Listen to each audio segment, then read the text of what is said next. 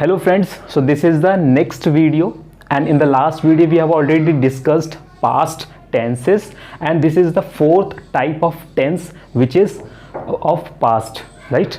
In the last video we have already covered simple past tense, past continuous, then past perfect, and this is the last tense of past, right?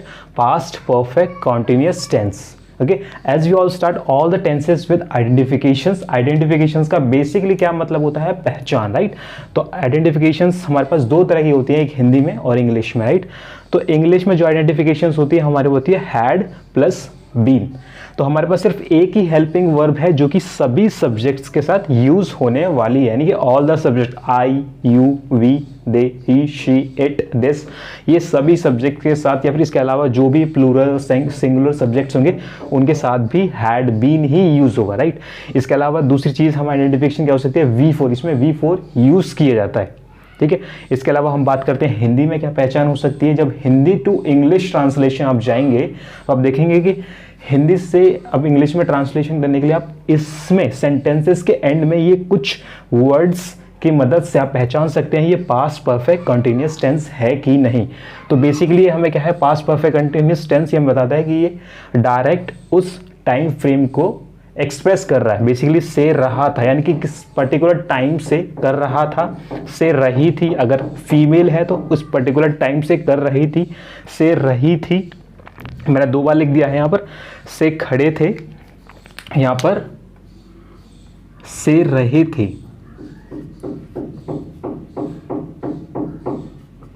से खड़े थे, से बैठे थे, right? तो ये क्या है, बेसिकली टाइम फ्रेम को बताता है कि उस टाइम से हम वो काम कर रहे थे, ठीक है? अब ज़्यादा खास करके इसमें खास नया क्या आता है, जैसे कि सिंस फोर इसमें ऐड हो जाता है जो टाइम फ्रेम को एक्सप्रेस करने के लिए यूज होता है बेसिकली, ठीक है? अब हम थोड़ा सा एग्जाम्पल्स की मदद से थोड़ा अच्छे से और समझते हैं, जैसे कि है सेंटेंस स्ट्रक्चर्स। सब्जेक्ट आपको पता है I, you, we, they plus had been, ये कॉमन है, सभी के साथ आना है, ठीक है? V4 आपको बता दिया है कि वर्ब की फोर्थ फॉर्म, ठीक है? ऑब्जेक्ट प्लस सिंस या फोर, इन दोनों में से कोई एक, ठीक है? According to time frame, time frame क्या हो सकता है ये देख लिए, मॉर्निंग है, ईयर है, मंथ है, एक्सेट्रा। अगर ये इनडेफिनेट टाइम दिया गया है 2 आवर, 2 डेज, 5 ईयर्स, 10 डेकेड्स, जो कि फिक्स नहीं है, जैसे मॉर्निंग एक पर्टिकुलर टाइम फ्रेम है जो कि डे के अंदर होता है। ईयर, अगर ईयर दे दिया गया है 1995, 2001, राइट? मंथ दे दिया गया है जनवरी, फरवरी, मार्च, ठीक है? इसी तरह से कोई डे दे दिया गया है मंडे, ट्यूसडे, तो क्या स्पेसिफिक टाइम फ्रेम को ये एग्जैक्ट बताता है, जिसके लिए हम सिंस का यूज करेंगे।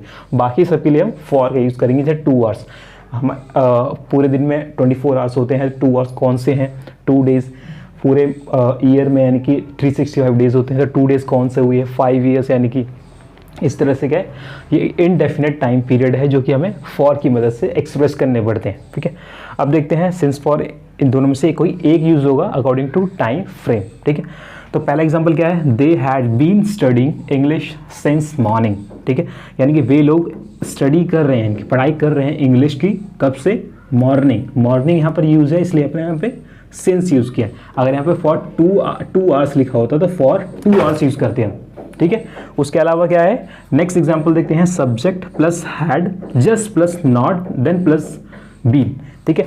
तो यहाँ पर क्या है, जैसे कि हैड के बाद जब नॉट आता है तो उसके बाद पहले बीन आ जाता है, ठीक है? तो हैड प्लस नॉट, तो हैड और बीन के बीच में नॉट एंटर करेगा, ठीक है? ये आपको याद रखना है कि पहली हेल्पिंग वर्ब में 2 वर्ड्स हैं, 3 वर्ड्स हैं, पहले वर्ड के जस्ट बाद ही, ठीक है, नॉट ऐड होता है, ठीक है? तो सब्जेक्ट प्लस हैड, ठीक है? Then she had not been, V4 हमारी प्लेइंग है, ऑब्जेक्ट क्या है? In the park, since for हम यूज करना है according to time frame, time frame क्या है हमारा? 2 आवर्स, तो हम यहाँ यूज कर रहे हैं for 2 hours, right? Then next हम बात करते हैं थर्ड सेंटेंस स्ट्रक्चर की तरफ, had plus subject plus been. इसमें क्या होता है, हैड बीन, जब हैड बीन को मतलब क्वेश्चन बनाना है तो आपको पता है शॉर्ट क्वेश्चन बनाने के लिए हैड को आगे लाना होगा, तो हैड यानी कि हैड बीन 2 वर्ड है, राइट? तो हैड पहले आएगा, उसके जस्ट बाद सब्जेक्ट ऐड होगा, तो had plus subject, then been plus V4, then plus object, then plus since या for, then plus time frame. तो हैड हमने आगे लिख दिया, सब्जेक्ट हमारा दे है, then been, had they been helping their mother their mom for 5 hours. ठीक है, तो ये हमारा हो गया इंटेरोगेटिव सेंटेंस जो कि शॉर्ट क्वेश्चन है। ठीक है, पॉजिटिव फॉर्म में। Next, had plus subject plus not. जैसे ही नॉट आएगा तो सब्जेक्ट के बाद नॉट ऐड होगा, ना कि हैड के बाद नॉट, राइट। तो आपको ये सेंटेंस स्ट्रक्चर थोड़ा सा याद करना पड़ेगा क्योंकि ये मेमोराइज करके ही आपको क्लियर होगा। ठीक है, had plus subject plus not plus V4 plus object plus since या for plus time frame then question mark. ठीक है, थर्ड और फोर्थ आपको पता है क्वेश्चंस शॉर्ट क्वेश्चंस होते हैं। हैड जैसे आगे आ रहा है यानी कि क्वेश्चन बन गया, राइट। तो ये शॉर्ट क्वेश्चन है। Then had they not been playing football since afternoon. देखिए ये भी डे का एक स्पेसिफिक टाइम है, afternoon, morning, evening, night even. ठीक है, तो सिंस इसलिए हम यहाँ पर यूज़ कर रहे हैं। ठीक है, आपको यहाँ तो क्लियर हो गया होगा। फर्स्ट और सेकेंड हमारी क्या स्टेटमेंट होती हैं, थर्ड एंड फोर्थ हमारे क्वेश्चंस होते हैं जो कि शॉर्ट फॉर्म में क्वेश्चंस होते हैं। थर्ड वाला हमारा पॉजिटिव फॉर्म में होता है, फोर्थ वाला हमारा नेगेटिव फॉर्म में होता है।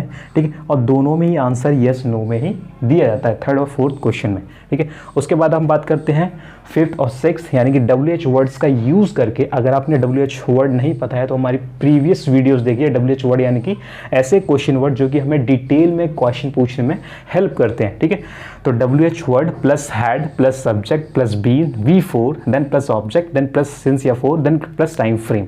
सो why had they been standing outside यानी कि वे लोग बाहर क्यों खड़े थे, सिंस आफ्टरनून यानी कि दोपहर से बाहर वो क्यों खड़े थे। ठीक है, WH word plus had plus subject plus not, इसमें भी सेम पैटर्न चलेगा। ठीक है, subject plus not then plus been then plus V4 then plus object then since या for according to time frame. So why had he not talking to you for 2 hours, यहाँ पे 2 hours का use किया है इसलिए यहाँ पर for का यूजर है। ठीक है, तो सेंस और फॉर में कोई कंफ्यूजन नहीं होनी चाहिए क्योंकि ये सेंस बेसिकली डेफिनेट टाइम के लिए यूज होता है और फॉर इनडेफिनेट टाइम के लिए जो कि क्लियर स्पेसिफिक नहीं होते हैं। ठीक है, I hope past perfect tense, past perfect continuous tense भी क्लियर हो गया होगा इस वीडियो से। अगर नहीं हुआ है फिर भी मुझे कमेंट कीजिए। ठीक है, और कोई डाउट है, कोई क्वेश्चन है उसे कमेंट बॉक्स में लिखिए। मैं पूरी कोशिश करूंगा कि आपके क्वेश्चन का रिप्लाई ज़रूर दूं। मिलते हैं आपसे नई वीडियो में, और नेक्स्ट वीडियो में हम फ्यूचर टेंस स्टार्ट करने वाले हैं। तो जो अब तक जो टेंसेस हो गए हैं उनको अच्छे से देख लीजिए। ठीक है, प्रेजेंट के और पास्ट के दोनों ही को अच्छे से देख लीजिए। हम मिलते हैं आपसे नई वीडियो में नए टॉपिक नए फ्यूचर टेंस के साथ। ठीक है, हम स्टार्ट करेंगे simple future tense. Till the time be happy and keep learning.